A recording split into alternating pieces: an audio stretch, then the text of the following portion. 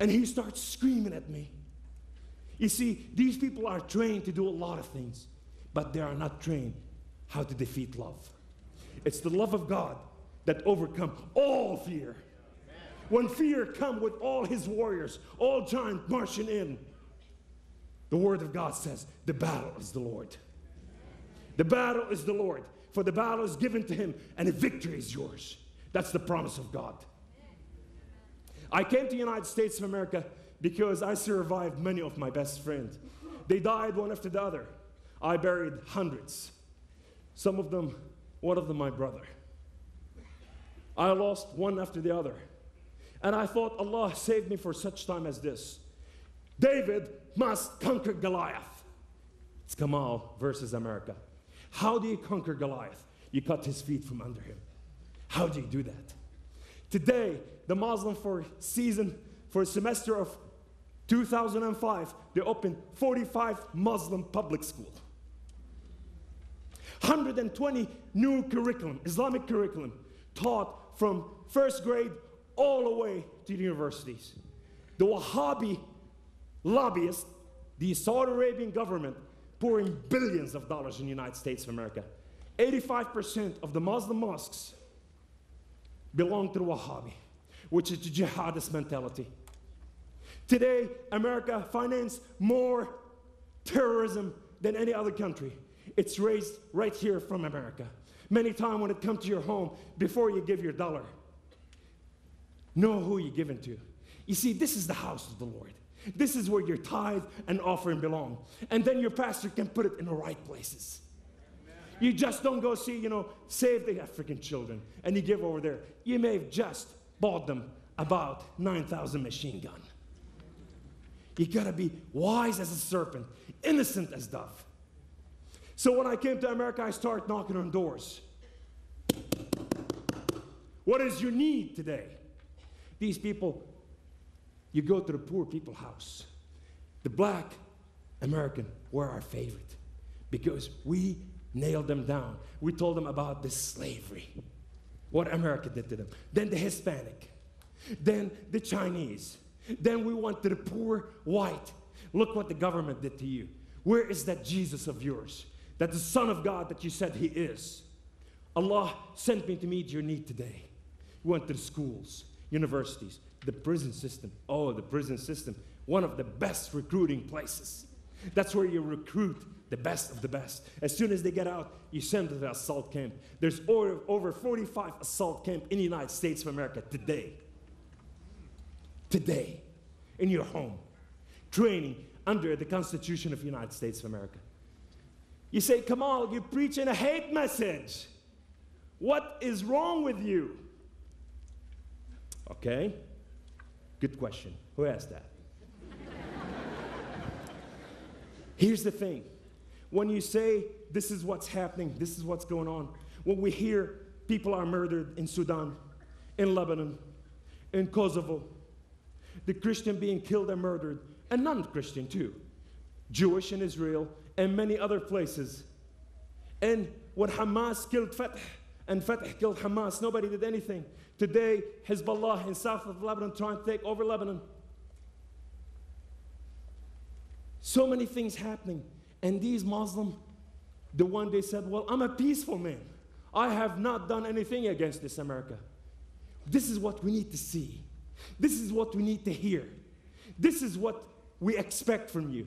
To walk on the street and say, Allah bless America. We stand with America against this terrorism act. We need to hear from you that you love this country and you care for her and you're willing to die for her. As a matter of fact, when the recruitment take place and what they send them to Iraq or whatever they said, we don't want to go. You see, it's not conditional. This is America, land of the free, home of the brave. If you come to this country, we welcome you to live and enjoy life and celebrate life and live just like we are living today. Rich. But if you are going to bring your condition and bring your condemnation and bring all this other stuff, my call today is go home. Go home. Go home. Go home. Go home. You see, millions of people died for this. 9/11, over 3,000 innocent people died. I've been told that my watch is not working. 1985, I was driving down the road. And as I was driving down the road, I cut through a lot of things now. And I was going from mission to mission. I was driving in this red Mazda RX-7. Rotary engine, red color, black leather seat, like a butterfly. I still have 7 minutes, 8 minutes.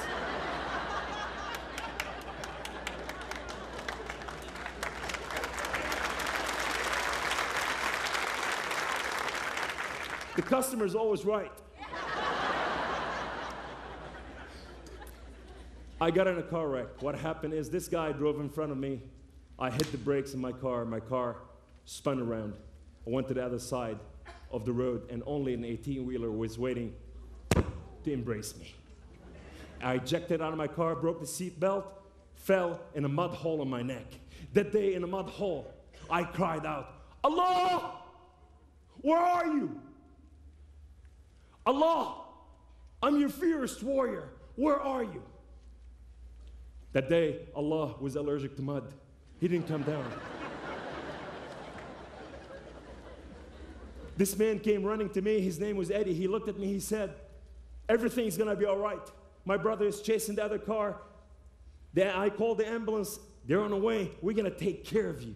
And I'm going, who in the world is this guy? And as I looked at his face up there, he was smiling just like this. And I go like, I wish I can get up from my feet and show you a couple of tricks to wipe up that smile. The ambulance came and took me to the hospital. As I arrived at the hospital, there's a trauma team waiting for me. Dr. Steve was the head of the trauma team. He was an orthopedic surgeon. And he said, I understand your name is Kamal. I understand you have no insurance. I understand you have no family. I understand you have no friend. I understand you have no life. And he said, but you know what?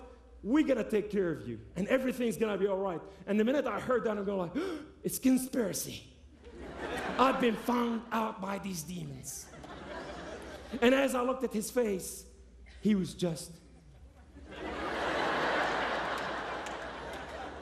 I'm going, these people practice. And they laugh in our pain. 2 days later, I wake up in the hospital room. This time, Dr. John came in. Dr. John works out. Now he's buffed, he's big. He's the head of physical therapy. Good morning, Kamal. And I see you have no insurance. I see you have no family, no friend. You have no life. But you know what? We're going to take care of you. And everything's going to be all right.